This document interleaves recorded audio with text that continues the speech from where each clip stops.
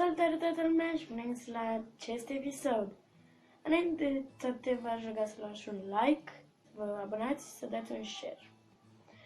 Deci, haideți să începem. Prima este Sword, pentru Q&A, asta e... Da. Îți place Feneță Freddy? Ce culoare îți place? Culoarea mea favorită este albastru, cred că... Și eu mai mereu pot albastru, deci... Ce culoare îți place?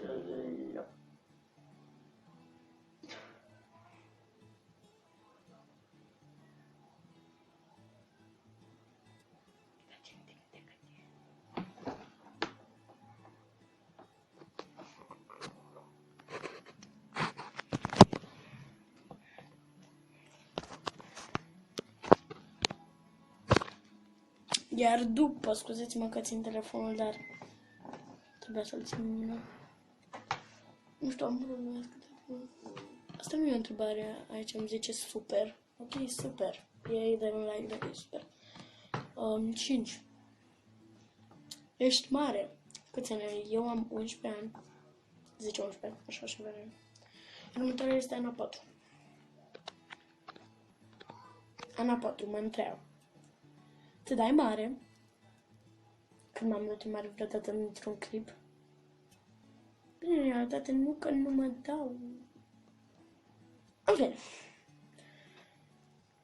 2. Care este materia ta preferată? Engleza.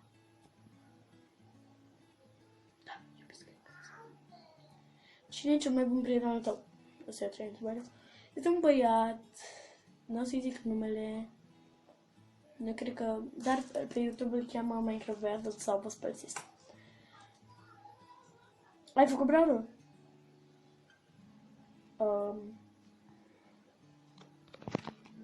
Nu, normal că nu.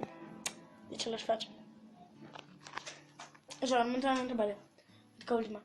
Câți abonați ai vrea să ai? 100 pe canalul ăsta, vă rog. Please.